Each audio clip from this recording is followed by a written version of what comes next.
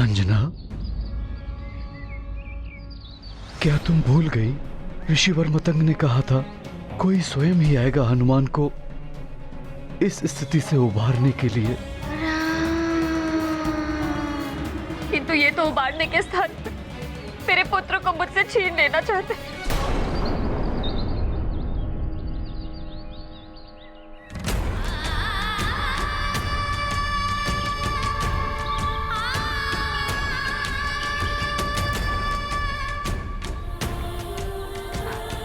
वैद्य जी,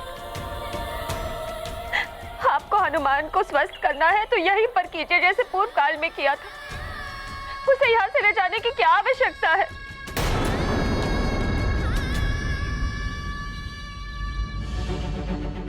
अंजना, यदि कोई संकट होता तो ऋषिवर मतंग हमें पहले ही अवगत करा देते। हनुमान को स्वस्थ करने के लिए हमें यह त्याग करना होगा, अन्यथा यदि हनुमान अस्वस्थ रह गया तो क्या होगा?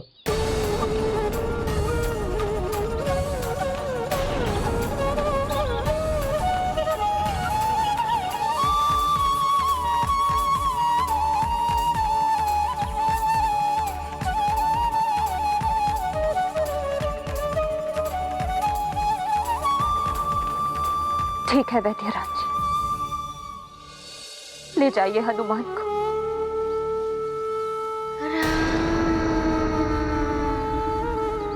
किंतु मेरे पुत्र के साथ ही मुझे भी साथ ले जाइए।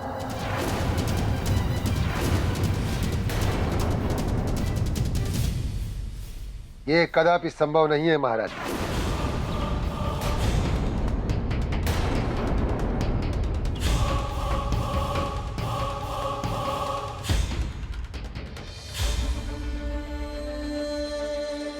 देवी, आप तो एक माँ की पीड़ा का आभास कर सकती हैं। आप समझाइए वैद्य जी को, कोई माँ अपने पुत्र के बिना कैसे रह सकती है?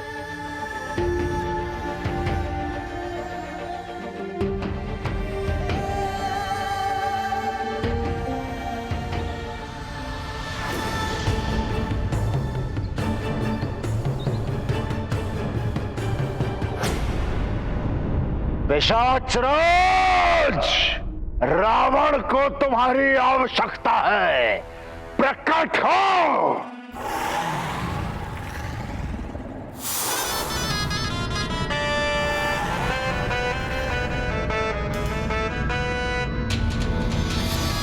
प्रणाम लंकेश, आपने मुझे स्मरण किया। अवश्य ही कोई विशेष कार्य होगा। पिशाचराज, तुम्हारा प्रिय कार्य है पूजा और यज्ञ में विघ्न डालने का। वही करना है तुम्हें। अयोध्या जाकर वहां पर होने वाले यज्ञ को विध्वंस करना है तुम्हें, और फिर अयोध्या नरेश के ज्येष्ठ पुत्र का अपहरण करके उसे यहाँ लंका में लेकर आना है। बस इतना सरल कार्य? सरल कार्य नहीं है ये। सरल कार्य समझने की भूल ना करना इसे। दशरथ का ज्येष्ठ पुत्र महाछल्या नर रूपी नारायण है। वो छल और बल से कभी भी तुम्हें दुविधा में डाल सकता है, इसलिए सावधान कर रहा हूं मैं तुम्हें। आपका कार्य हो जाएगा लंकेश। अमावस्या की काली रात्रि काल बनकर आएगी अयोध्या के लिए, और उसी रात महाआक्रमण होगा अयोध्या पर।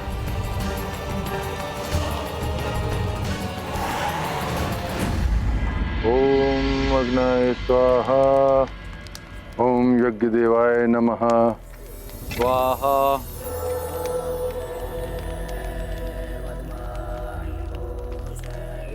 राजन, कौशल कुमारी, आप दोनों ने संकल्प कर अपने कर कमलों से यज्ञ आरंभ कर।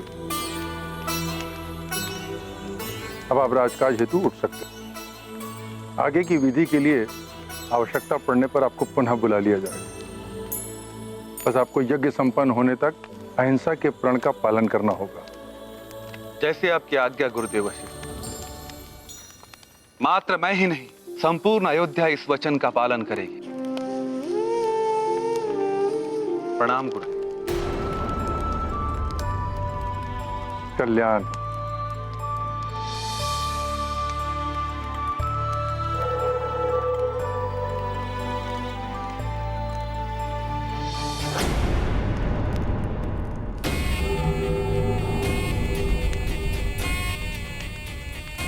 ये यज्ञ सफल नहीं होने दूंगी मैं।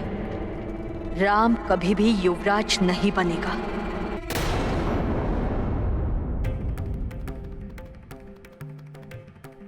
अर्थात आप सब में कोई भी ऐसा नहीं है जो मेरी पीड़ा समझ सकता है। आप सबको मेरी पीड़ा दिखाई नहीं देती।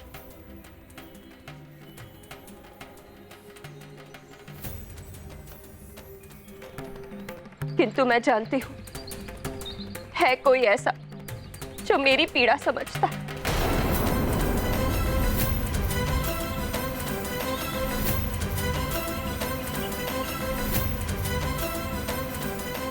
जिसने सदैव मेरे दुख हरे हैं। महारानी जी, आप जो कर रही हैं सोच विचार कर ही करें।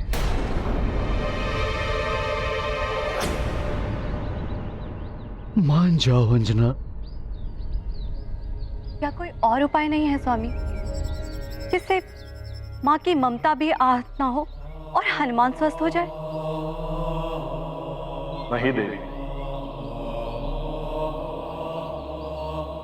हनुमान की इस व्याधि का एक ही उपचार है और इस उपचार के लिए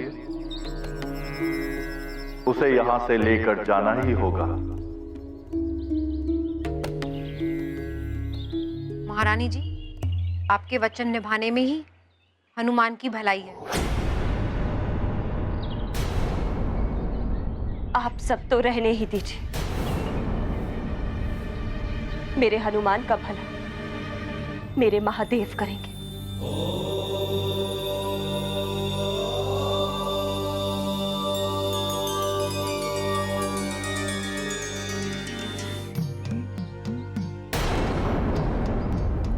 द्वारिकाधीश, माँ के लिए इससे बड़ी दुख की बात और क्या होगी कि उसे अपने पुत्र को सदा के लिए स्वयं से दूर भेजना पड़े।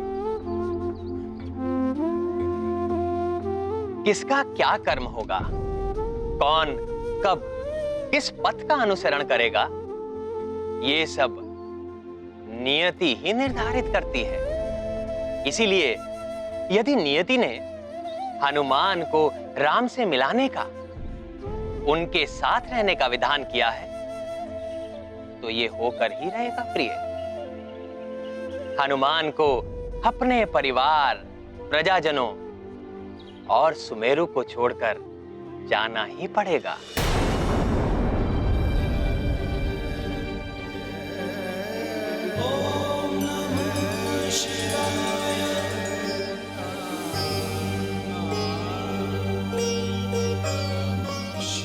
हे करुणा निधान, हे दया के सागर, दया करिए प्रभु।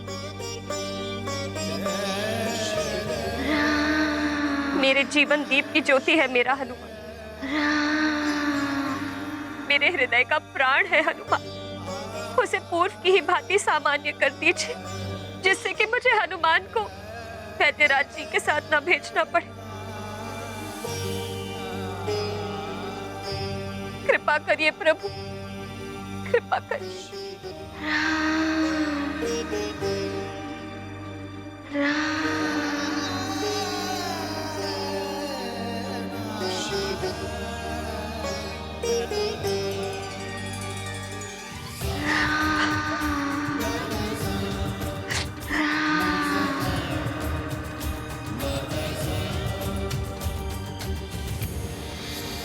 देवी अंजना, वनराज केसरी, भूत भावन भगवान शंकर और माता भवानी का संदेश लेकर आपके पास आया हूं और उन्होंने अपने आशीर्वाद के रूप में ये प्रसाद भेजा है। हे करुणा कर, हनुमान आपका ही आशीर्वाद है मेरे लिए। यदि इसे इस भांति ही जाना था तो आपने इसे मुझे दिया ही क्यों? हे प्रभु, आपको इस भक्तन की गुहार सुननी ही होगी।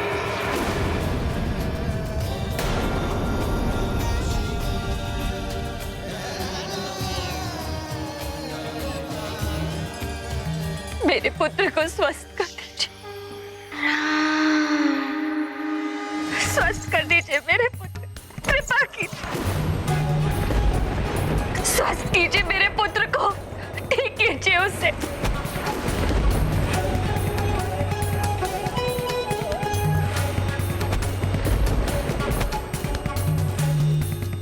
मैं अपने पुत्र का दान नहीं कर सकती।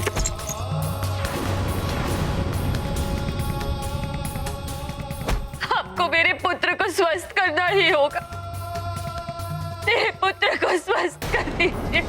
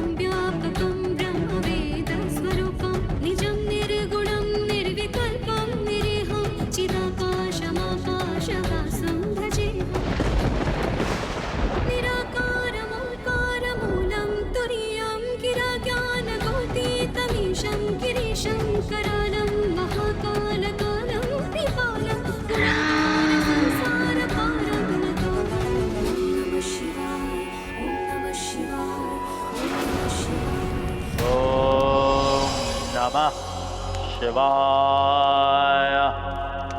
ओम नमः शिवाय। ओम नमः शिवाय। अब उस नारायण के नर अवतार का अंत निकट है। देव घातक एक अग्नि अस्त्र प्रकट हो।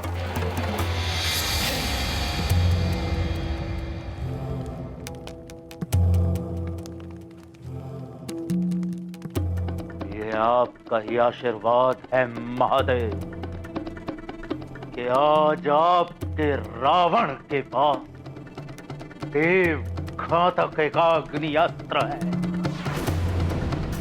और इस अस्त्र की प्रथम भेंट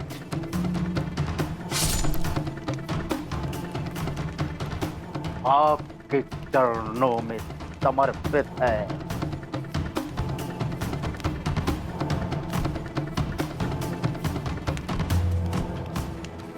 बस इतना आशीर्वाद प्रदान करें महादेव कि जिस कार्य को संपूर्ण करने के लिए इस अस्त्र का निर्माण हुआ है वो सफल हो।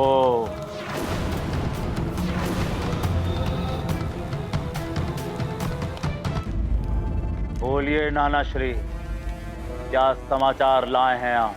लंकेश, पिशाच राज अपनी समस्त सेना के साथ नारायण के नर अवतार का अपहरण और निवृत्ति यज्ञ को भंग करने के लिए निकल पड़े हैं और शीघ्र ही वे सब अयोध्या नगरी को घेर लेंगे।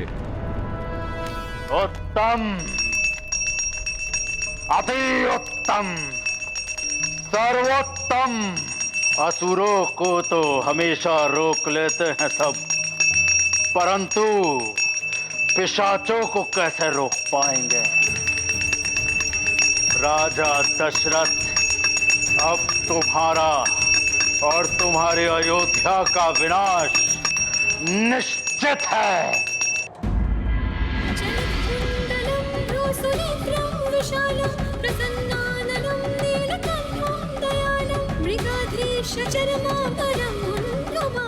प्रियं शंकरं सर्वनाथं भजामि। प्रियं शंकरं सर्वनाथं भजामि। नमः शिवाय, ओम नमः शिवाय, ओम नमः शिवाय, ओम नमः शिवाय, ओम नमः शिवाय, ओम नमः शिवाय। हर हर महादेव, हर हर महादेव, हर हर महादेव।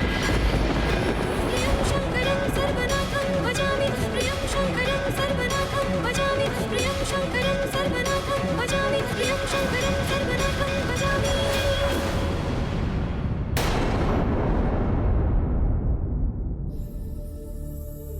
हे देवाधिदेव, मैं अपने पुत्र का दान नहीं कर सकती। आप मेरे पुत्र को स्वस्थ कर दी।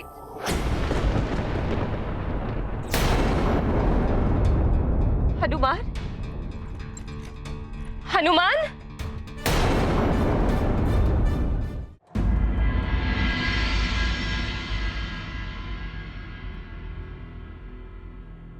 क्या चाहती हो तुम कौशल्या? तुम्हारे उतावलेपन से राम के भविष्य का नाश हो जाएगा।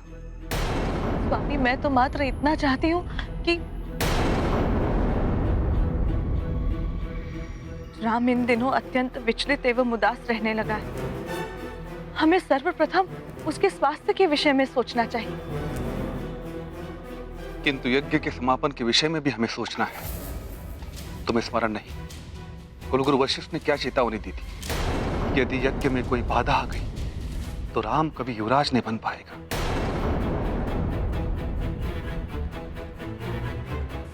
परंतु स्वामी, राम का इस प्रकार विचलित रहना भी तो राम के स्वास्थ्य के लिए उचित नहीं।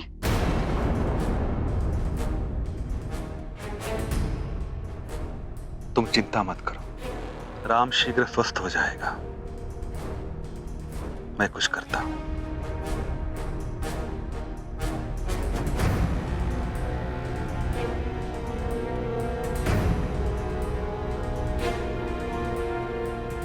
सुनना सबका, करना मन का मंत्र यही है मंथरा का। यही है अवसर ज्येष्ठ रानी जी से बात करने का। ज्येष्ठ रानी जी,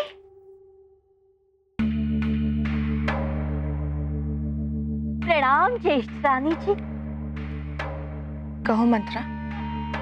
असत्य बात आए तो जीवा कट जाए। पुत्र ही तो सब कुछ है ज्येष्ठ रानी जी। पुत्र को ही कुछ हो गया तो सब कुछ व्यर्थ है। यज्ञ के पूर्व राम का उपचार ही आवश्यक है। किंतु महाराज की इच्छा भी तो नहीं टाल सकते। माता पिता का कर्तव्य होता है संतान की वर्तमान और भविष्य को संवारना। महाराज की दृष्टि राम का भविष्य संवारने पर, और मैं राम का वर्तमान संवारने का प्रयत्न कर रही हूँ।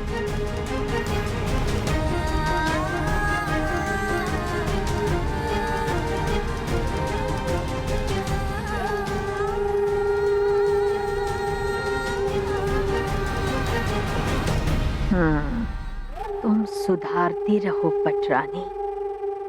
बिगाड़ने के लिए मैं शीघ्र ही कुछ करूं। हनुमान, हनुमान कहाँ है? कहाँ है मेरा पुत्र? यही तो था तुम्हारे पास।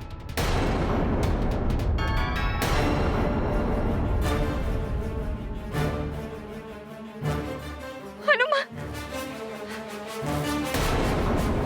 हनुमान, में मुझे छोड़कर। अंजना, संभालो स्वयं को। यहीं कहीं होगा हनुमान।